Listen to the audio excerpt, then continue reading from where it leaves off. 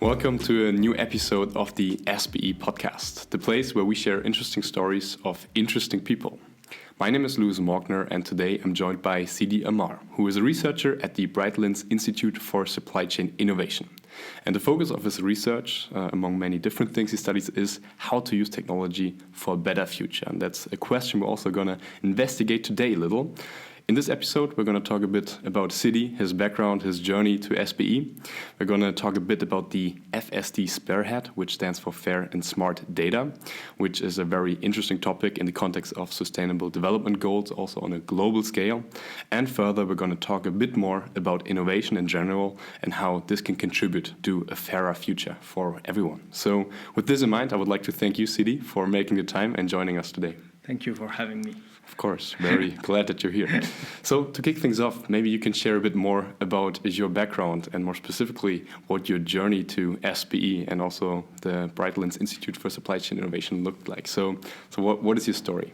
Okay, that's a long story, but I'm just going to give you the highlights.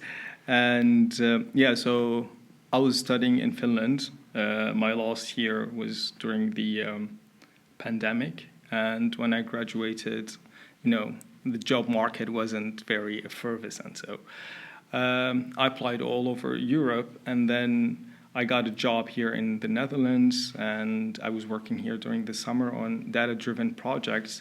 And then I got this job offer to join FSD, is the Fair and Smart Data Spearhead. Created by Maastricht University, and also it's a part of the BISCI Institute.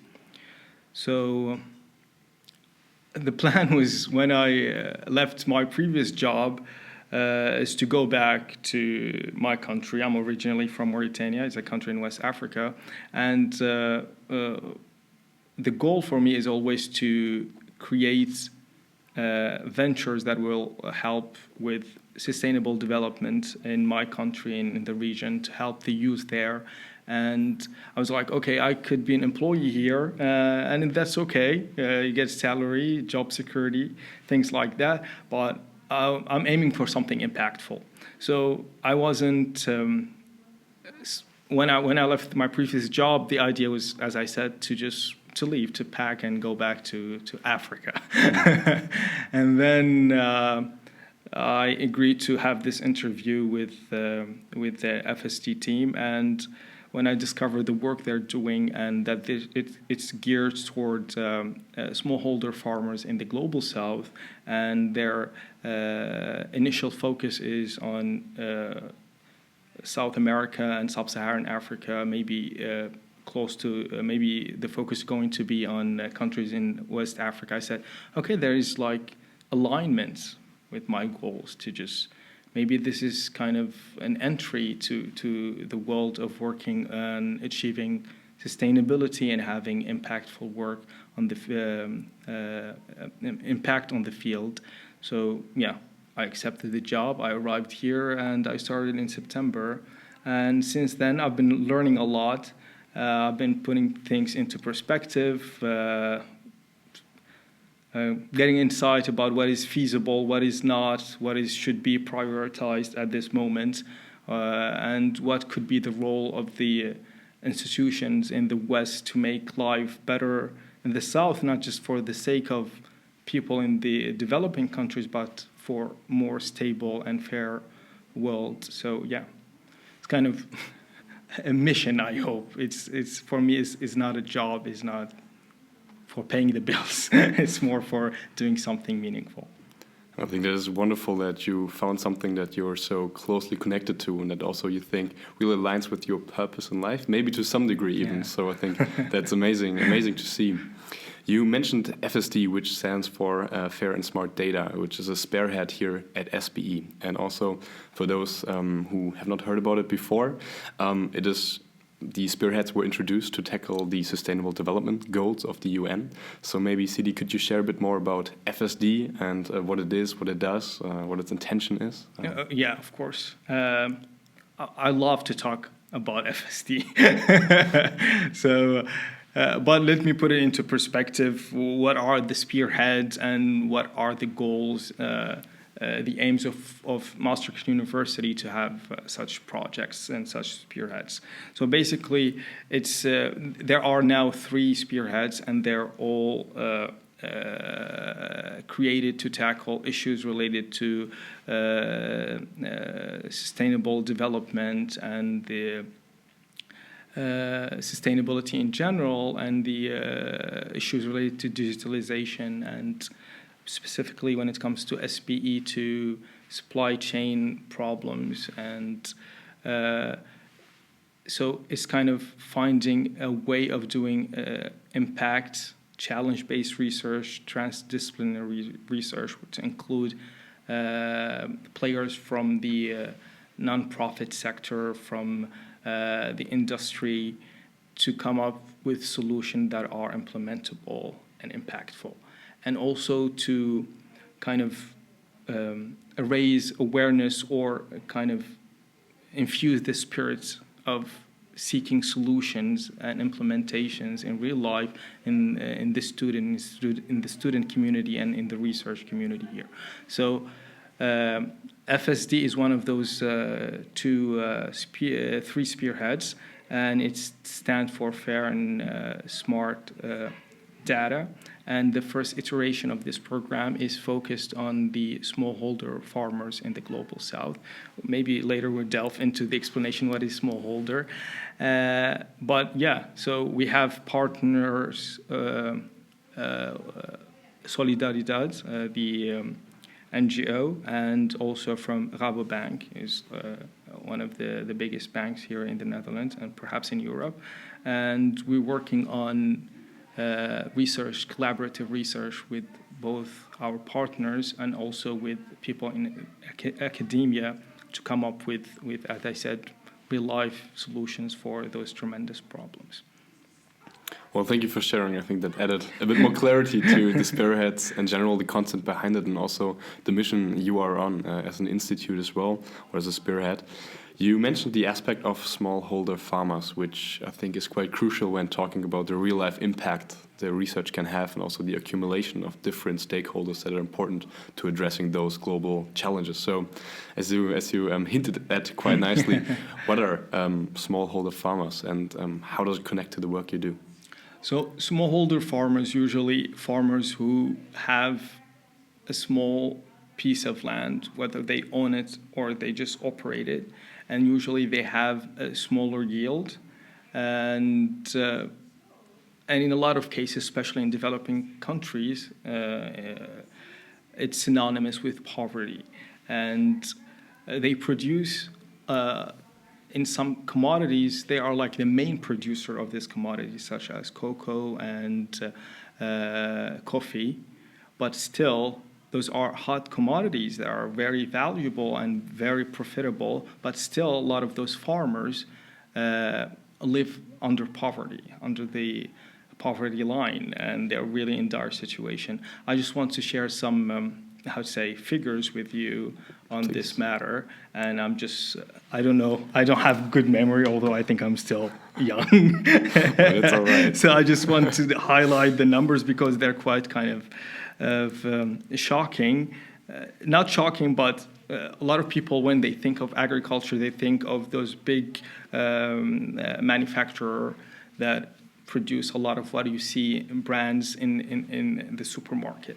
But a lot of the produce and what you consume actually is sourced from those smallholder farmers.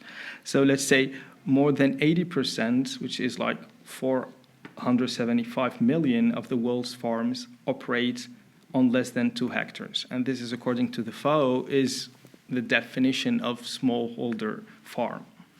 And although they account only for 12% of the world's farmland, they provide estimated 80% of the food produced in Asia and also in sub-Saharan Africa. So 80% of the food that is produced and consumed in Asia and in sub-Saharan Africa is produced by smallholder farmers. It means they contribute tremendously to food security. Imagine someone who's literally the source of lives and food security in those regions are really poor, and they they're living in very dire situations that are exacerbated by the effects of climate change. Maybe we'll talk about that later. And the other thing that I want also to mention, like just to give you an example, a family in Côte d'Ivoire would have $2,500 a year as an income. A smallholder farmer family, that's their annual income. And there are like prevalence of child labor and in some situations even slavery in those farms. So cocoa, coffee, there are commodities that generate a lot of money to big corporations and big food chains, and still the people resource this from are really facing those kind of situation where they don't have, they're on poverty, slavery, child labor, illiteracy. I think this is just shameful, and we should do something about it. And maybe, I don't know about the flow of the conversation, but I want to circle on the connection between what we do here and how we consume of what is happening in the world, and how it's really closely connected. You cannot just say, okay, the farmer, okay, he's poor, he's not paid well, but this doesn't affect me. I want something cheap.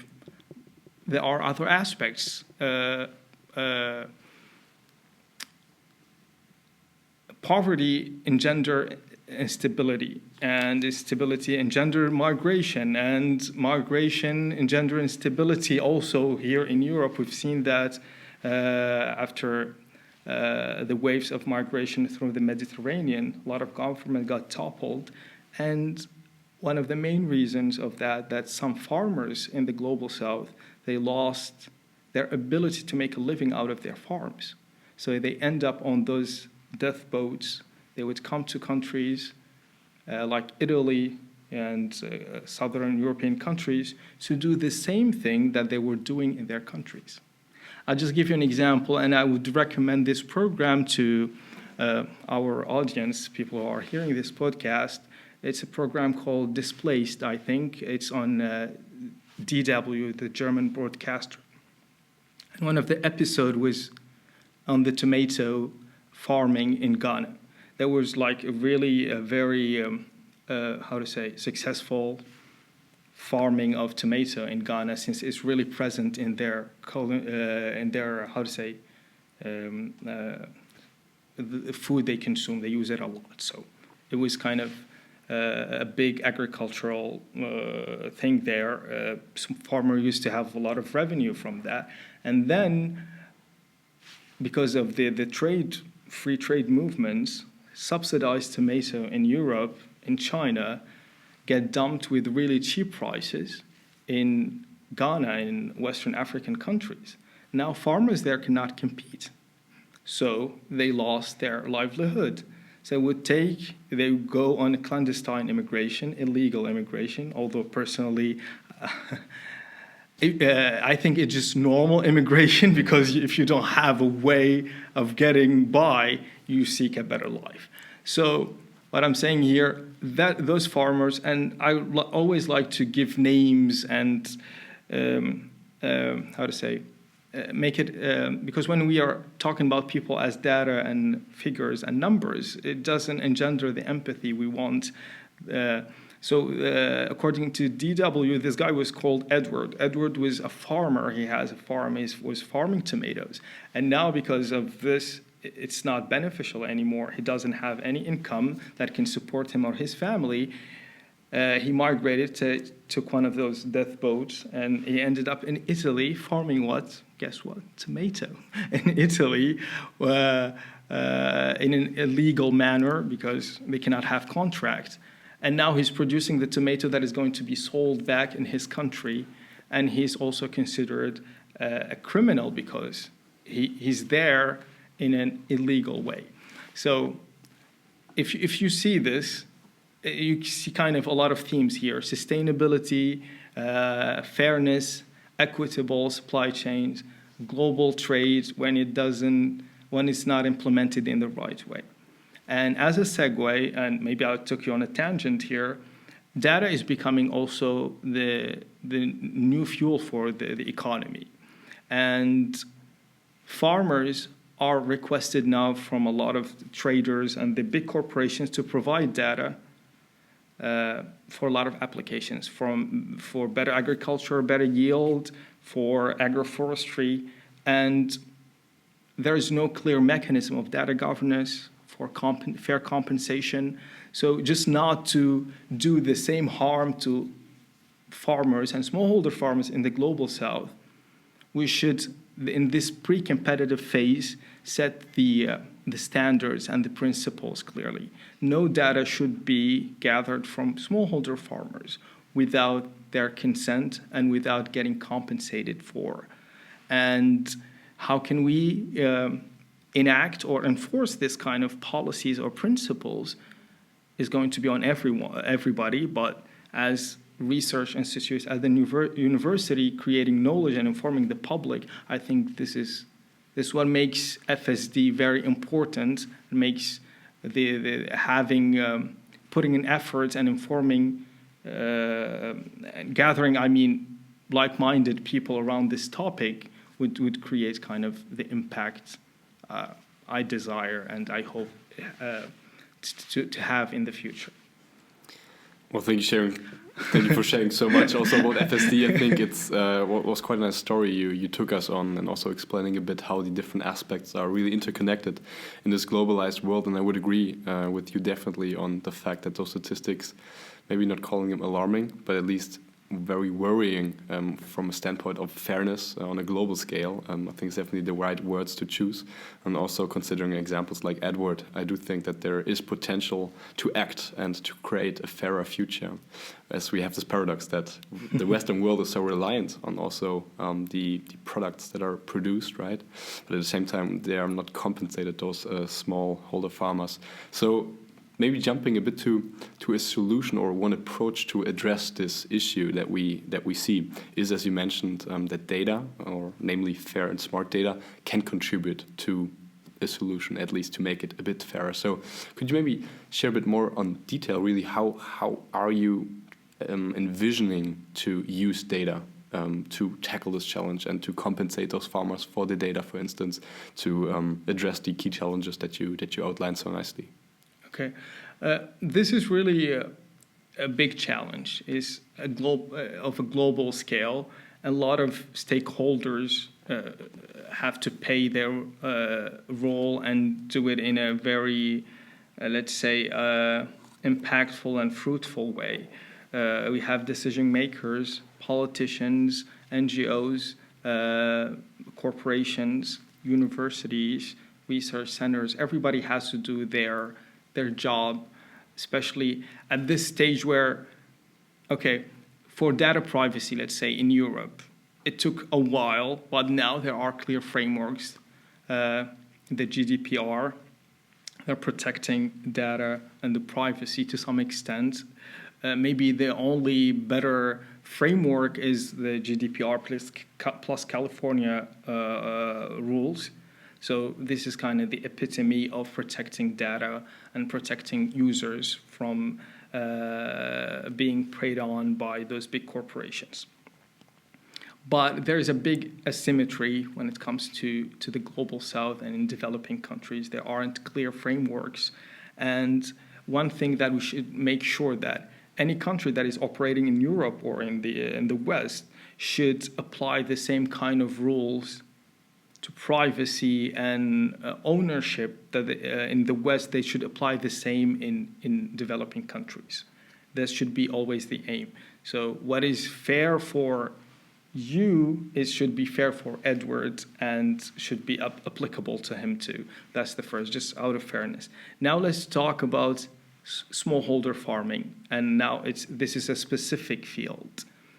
There are corporations, banks, traders working in that. So we know who are the people there, the stakeholders, when it comes to Western influence. And there are local governments and UN, EU institutions in those countries. So everybody has a role to play, of course, but as a university, we should, or a research center, we should give ideas and framework to each one of these stakeholders, what they should do and in the right manner, so we can have a fairer and smarter use of data for smallholder farmers. And I would say, as I mentioned before, it should be given that the rules that apply for privacy and data ownership, but now the other aspect that is related more to smallholder farmers is farm data. We always talk about personal data, privacy and whatnot. Now let's talk about the farm itself. A lot of data is generated, and some of them for efficiency, for the agriculture, for having a better yield. So if you're going to demand from the smallholder farmer to provide all this data that even is going to make his yield better, but still it's for the sake of giving you a better production, they should be paid for that.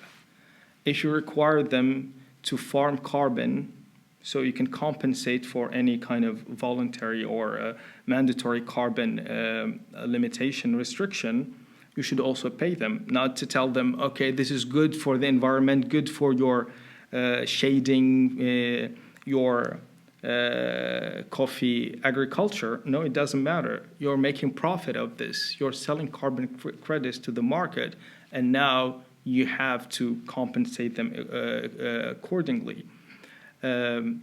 Also, you have to make it clear to them what are going to do with their data. So you have to meet them where they are when it comes to digital literacy. You have to explain to them in simple, clear terms how you're going to use their data and where you're going to store it. So give them also the options to opt in, opt out of any scheme that you're going to offer them. So we need, I believe in regulations, and if you were going to talk later about any sort of technology, maybe I'm an institutionalist, but I believe that regulations make a world a better place. And regulations come from the government. A lot of those things are not easy and not cost effective for companies. So that's where comes regulation, and regulation usually pushed by people who know. So we create knowledge for people to push for better regulation, and it's kind of hard because we don't see them. They're in the global south, but what is affecting them is affecting us directly. The other thing is we have to also make the business case for companies. It's always better to have sustainable business model because, okay, now you push smallholder farmers to poverty, they will leave their land. You push them for overproduction, they will do monoculture, the land will degrade. So at the end of the day, whatever you do just for profit is going to have really bad consequences on your own business. So that's also part. So we push for regulation by informing the public and informing the policymakers, but also we push for alternative to companies that they could do this in a more sustainable way, a fairer way that will not cost them that much. And the last aspect, it would be more about trying also to create awareness when it comes to smallholder farmers, informing them about their rights, maybe cooperating with local governments to kind of advocate for the smallholder farmers. So the solution is really multifaceted and layered, and it's difficult, but you do what you got to do. And as students or researchers, people working in the academic field, is shedding light on those injustices, unfairness, coming up with principles, frameworks. This is what you do. And then you pass this knowledge, and this is a bit of also a challenge to the public to make it consumable and easy, understandable. And then hopefully it will be impactful through policies and change in business practices. Let's stay on the idea of regulation a bit more before talking about an event that is also coming up that I think we should highlight a bit. What I was curious about, as you mentioned, regulation, although it's a multifaceted solution that is needed, still appears to me as one of the key drivers to actually drive meaningful change in that direction that you outlined earlier. Meanwhile, we have in academia, we're building knowledge actively that promotes a better way and basically shows a clear path on how to do it in a better way, more sustainable way, more fairer way. So the question to me is a bit, what is the biggest obstacle right now to moving maybe quickly to a regulated solution? Of course, when many countries are involved, things are very difficult to coordinate because also there are national interests that you need to have in mind when people are negotiating. But what is the biggest obstacle that you see in not moving faster? Just to be honest with you, it's because they are the others. We don't see them. So it's already hard to lobby a government and to see what Greta and the youth are doing now, and still there are a lot of compromises and trying to find, okay, be reasonable. And this is something that is affecting them directly, and it takes time to convince. There are a lot of calculation in politics. And I'm glad that you agree with me on that the most effective way of enacting change is regulation. A lot of people are hopeful to make the business case for corporations that, okay, this is going to be good for you, please do it. I assure you, the data backs me. No, it's always the easy way. Circular economy has been preached to the big corporations for a long time. Now it didn't translate much to their practices. It's more, and this is according perhaps to my reading of the situation. So yeah, regulation and regulation. How do we push for it in a very effective way? That's a good question. Maybe I don't have the answer for it, but I think one of the way of doing it is also you can only change the things. You're not a Superman. I don't think even Superman can solve this, but you can change it from the tools that you have, from your position, from your profession. What can you do as a person, as a consumer? So as a researcher, you can tackle those issues. You can have interest in them, and then you ask the right question, collect the right data, and then don't do research for the sake of research. Do impactful research that will, when read, is actually going to move people and change minds. As a consumer, be more engaged, be more informed, look for everything. It's not about the price sometimes, because the price you pay for your health, for the instability in your country, it's a higher price than adding €1 or 2 for your on your product. So I think sometimes you get lucky. You find we vote for politicians that are having this as their mission, but sometimes we need advocates and we need lobbying, and we can do this through engaged population and institution that will tell the public in a clear and data-backed way that, okay, this is wrong and there is another way of doing it that is better.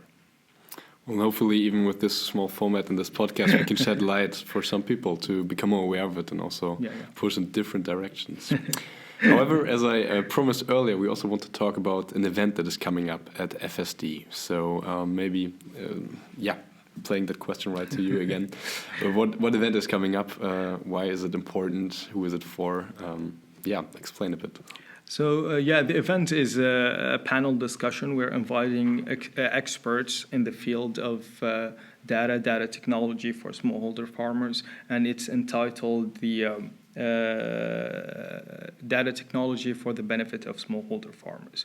So we're going to discuss a wide range of topics coming from starting from what are the novel innovation trends that could help smallholder farmers because we always think of innovation as something very sophisticated, something very elaborate, very costly, but sometimes innovation are really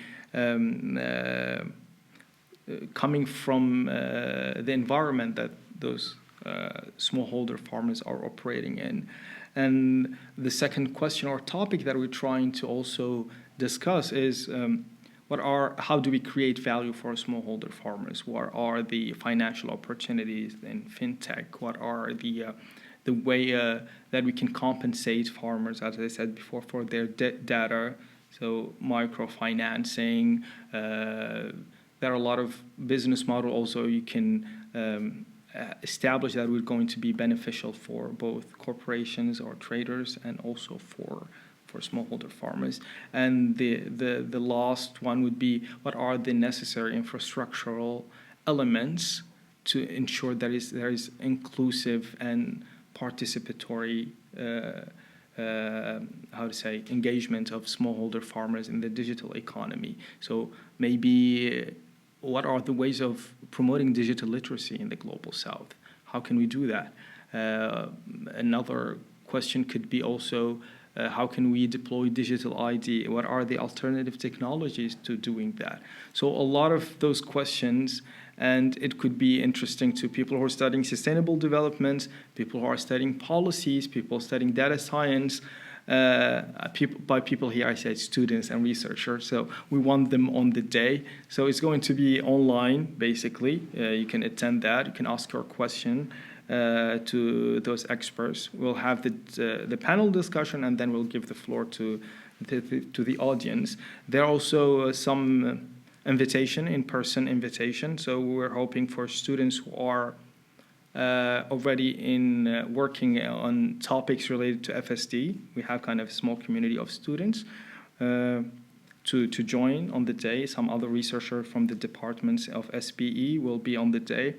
So maybe we'll still have some spots. So if you want to know more about this event, just visit our website, maastrichtuniversity.nl, I think, /FSD, and then you click on the news section and you can see all about the event, who are the speakers, how do you register, and perhaps we can also, through the presentation of FSD during the day, get the attentions of the students and they can contribute to this cause and to this topic. So I think a great starting point for anyone interested also in the topic in general, and also who is interested also on the social aspects of innovation, also on a global scale, how you can treat poverty or fairness, equality in some sense. So I think that's a great thing. So thank you for sharing. And again, the link will be on the website to join for those who are interested. You mentioned innovation during also talking about the FSD event, and also innovation appears a crucial theme in the work that you do at FSD, but also I think what your personal research interest is. And I think you mentioned earlier, don't do research for the sake of research. I think we could maybe perhaps extend the claim, don't do innovation for the sake of innovation, because you should root it in needs, for instance, as we also talked about in this short preparation call for this. So could you maybe share a bit about innovation and your take on this? So just to clarify, I'm not hating on people who do research for research and art for art and innovation for innovation.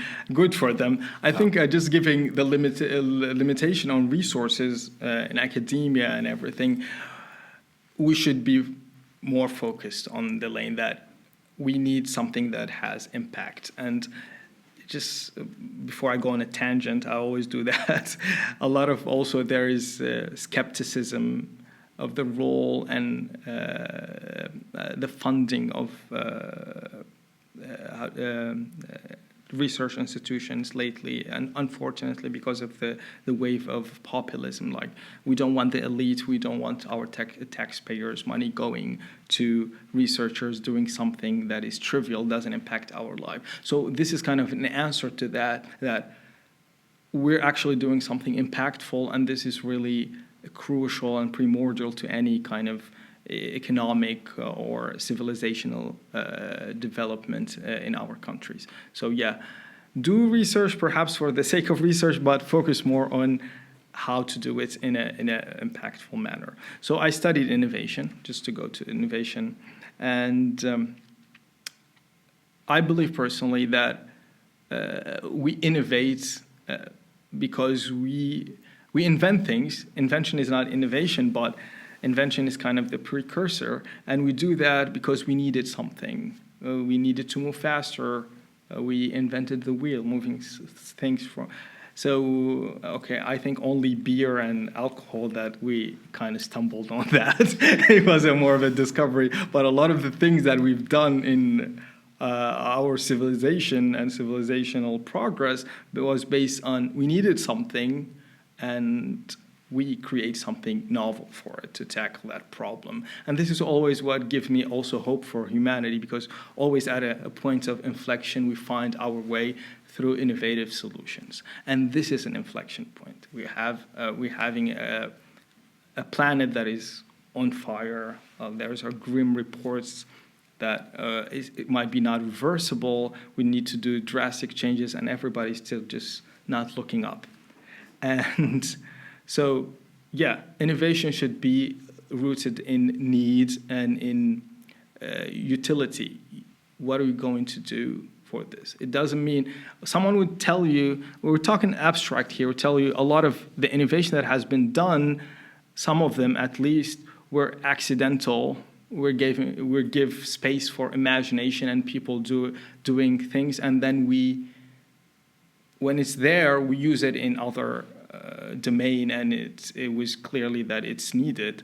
I'm not against that, but given, as I said, the immense challenges, this should be the main target. And I'll just give you an anecdote. And I was studying in Finland. I like the educational system in Finland. It's based on like hands-on. We had a lot of those courses where it's projects. It's not reading papers, and yeah, it's more of they give you a task from a company or from something, and this is the whole course. And this was like entrepreneurship, I think, course. And students get to pick their projects and have a business plan, and then people, I think, from the industry will come and validate whatever they're doing. So I was surprised that maybe 80-90% of the topics were like something very, I don't know what is the word, but let's say privileged, talking about how having a device to monitor dogs were walking them, some other stuff about the gym. So I just felt the need to tell the students. I wasn't an instructor, I was just another student. I was like, guys, we're having like really global challenges, and all you could think of as solutions, as entrepreneurial venture is walking dogs. What happens in Africa doesn't stay in Africa, and it's not actually caused by Africans most of the time. So as students, well-connected, well-educated, the future of the globe, we should have this mentality. We should seek something beyond our comfort zone, beyond our the ease of our life, because that's what is meaningful, I think, personally in life. And yeah, so there are a lot of aspects of innovation. There are social innovation. I think you've heard of that. It's innovation rooted in social causes, and it's not for making profits. It's always the profit will be in put back in the work. Okay, this is kind of not very appealing to the capitalistic system that we have, but some people did it and did it in a good way. You can check the examples online. I'm talking to students now, so maybe this could be an inspiration for you. There is social entrepreneurship, where you want to tackle some social problems, societal problems, sustainability-related problems, but you want to also make money out of it to make it sustainable and to also profit. Nothing is wrong with profit as long as you don't destroy the environment or take other people's rights and don't pay them fairly, I mean. There is frugal innovation that is based on the simplest way of doing things. It's not about making it sophisticated, it's more making it accessible and based on what is available. And there are plenty of cases in South Asia, Southeast Asia, where they're dealing with a lot of stuff related to the overheating and lack of resources, where simple solutions could help them, and they're really coming from their culture, from their environment. So travel, expand your horizon, read about the world. Also, be always focused on, okay, it's I'm not asking everybody to have the idea of I want to save the world, but at least I want to make it better or do things in my benefits, but they're not going to harm others at least. And this way, actually, we could help. As students, just always aspire for more and expand your horizon. Yeah. I hope I stayed on topic. No, 100%. I think it's actually quite a relevant note, also to observe that we're, as maybe privileged students growing up in countries without a lot of real problems, if you could call it maybe like that, or very painful problems, it's easy to be trapped in that frame, right? And going that's true. I just remembered something now, and sorry for interrupting you. No when I was in high school in Mauritania, so I studied till high school in Mauritania, and then I left. I studied in many countries. Still, I stumbled on this job. Studied in Turkey, in Japan, in Finland. So I remember when we were like in the chemistry lesson, really good, very competitive. We don't have labs to do the reactions and to do the test. So we remember the catalysts, their names, and the chemical composition, but we remember also and memorize what should be the color of each reaction. So they would ask, we've never seen it, but it's going to be purple. When you, I don't know, put monoxide of something on something else. What I'm trying to say, people there are not lacking when it comes to their faculties. They're really smart. They're willing to, they have the drive to succeed because the situation there is not as good as here, and they want to see the world, and education is the only tool to make it out of poverty or to make it better. Even some people are not everybody is poor in that part of the world, but still education is like the sole mean and tool to get out of a situation to another. There is no like safety nets like here in Europe. So the youth there, they have the capacity, they're lacking the tools and lacking access. Thankfully, the internet now is better. People are getting more coverage, although in rural areas that's not the case. But still, there are a lot of privilege. And I don't like to talk about it from like social justice kind of lens or blaming people for living in better living conditions. That's not something you should apologize for, but you have to account for when you work, when you go in the world about your life. Consider that what you do could impact other people miles and miles away. And I was attending one of these TED Talks in Venlo, and the guy who worked on a project that now we're trying to have a version of it for smallholder farmers in the global south, trying to create a platform for awareness about the compensation and the ecological impact of farming for smallholder farms in the global south. He said, if you just pay double the price for, is not double the price on the product, is double the price on the farm gate price, it would make all the difference. And usually it's just, 50 cents. It's €1. It will make all the difference in that farmer's life. They can now send their kids to school. They can afford to have 3 meals a day. So this kind of things that we take for granted, they're really affecting other people's lives. So if there's a brand that's saying they're paying fairly, they're the farmers and where they source their material from. If it means I'm just going to pay €2 and purchase that brand instead of the brand that not committed to that, paying fairly the smallholder farmers, that's something you could do. And out of your privilege, out of living here, and it doesn't matter that much to you, and would make all the difference in the world. So yeah, as students, as researchers, have a lot of aspirations and think beyond your own bubble. Yeah. So that's perhaps a good way to start. Thank you. I would like to circle back to one topic which perhaps combines a few themes that we also mentioned throughout our talk until now, which is an innovation we all know, I think in the past few years, even more increasingly, which is called blockchain, which is a technology that is linked to data and also, I could imagine, could have some implications potentially when it comes to fair and smart data and how to also compensate smallholder farmers for their data. So maybe could you just quickly share a bit about your take on blockchain? Is it a solution in search of a problem, or is it really something like an innovation that can really drive meaningful change and in some way can it contribute? So what's your take on that? So yeah, I think I told you before, I'm not an expert on the field, but I think I'm informed enough to just have my 2 cents about it.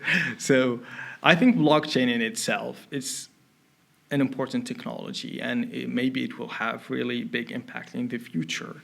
And what is really shameful now that we're focusing on the cryptocurrency part of it, more of the other aspect that we can use it for maybe creating an alternative way of identifying people, of giving intellectual property to people who create their content digitally. That a lot of those platforms playing the gatekeeper, and they demonetize according to whatever they want. So let's imagine that people actually could compensate creators, or you can guarantee that the picture, the video you created is yours and yours only, and you can make value out of it. There are a lot of aspects that blockchain technology could be used for. But let's talk about the shiny thing about it. It's cryptocurrency. And there was like a lot of promises when we got the technology, decentralization, democratization, hope for the strong man, no gatekeeping anymore. And if you see what is happening now, it's just Wall Street, financial market on steroid, wild, wild west. So instead of we're like looking to regulate and kind of contain the financial market, now we're opening another big market that is not regulated, and it might create a lot of problems when it comes to security and it comes to even the environment. So yeah, and that part. Democratization, and that's not true even now, and decentralization. Do you remember like the Dogecoin thing? So it's a meme. The guy who created the Dogecoin was making fun of the cryptocurrency, the whole thing. And then Elon Musk tweeted about it. And it became a thing, and people started buying it. So he's a gatekeeper. He tells you what is valuable or not. So those big corporations now can actually drive value for this decentralized, the small guy currency. No, it's theirs now. They control that. There's another gatekeepers also. And a lot of people are not knowledgeable about that, so they go to those trading platforms where you can exchange your bitcoins for money, for actual currency, and vice versa. And a lot of them were like scammers. I remember recently on Netflix about the guy. I think I wrote his name down. Let me see. Yeah, Gerald Cotton. Whatever, he faked his death or he forgot his password before dying. Everybody who put money inside that platform, they lost it. And he was siphoning money out of it without them knowing. So there are gatekeepers because the person, the small guy, he cannot control that. And there is another aspect also, regulation, as we said before. Regulation is important, it's protection for everybody. Now with the normal financial institution and banking, if you lose your card, it's a shared liability. They will try to shut down any operations about it. So you're kind of protected. There are a lot of layers also of protection for your personal data, for your resources. That doesn't exist. Basically, you divulge all your data online, and when you lose your password, when you get scammed, you have nothing. And there's no shared liability, there's no compensation, no refund, nothing at all. So you have to be really savvy to protect yourself and also to protect your data and information from the public.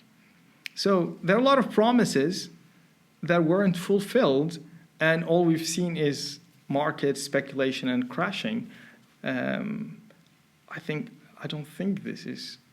Maybe I'm just hating on the on the crypto bros, but at the end of the day, I think we could do better with technology, the underlying technology. But I don't think cryptocurrency, without the intervention of the governments and without clear regulation of how to deal with it, is going to be the solution, and at least the solution for people who are the focus of our research, like poor people in the global south, smallholder farmers. Personally, I think there are other ways of using this technology or using other technologies, but now we're not there because we're still talking about coverage, mobile phones, and those are precursors, even electricity in some instances, to having blockchain. And that's not present in a lot of the situation to smallholder farmers. So perhaps stay away for now from blockchain for smallholder farmers and stay away from cryptocurrency. A lesson to remember. Wow. Sidi, thank you for sharing so many different aspects about the work you do, about the work FSD does, also the Brightlands Institute for Supply Chain Innovation. One kind of last takeaway I would be very interested in is the hope you have for the future, which might sound quite generic and broad, but nevertheless, I would love to hear what your wish or hope for a better future is. For now, I hope for a better future for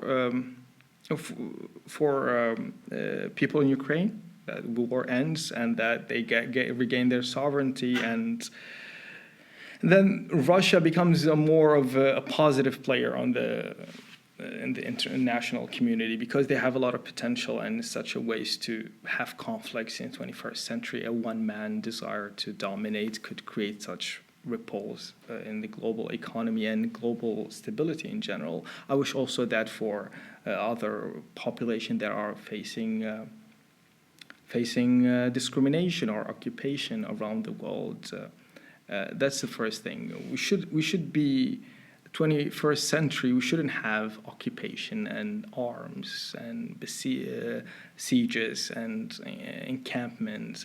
Those kind of things should be from the past. We should never talk about them again.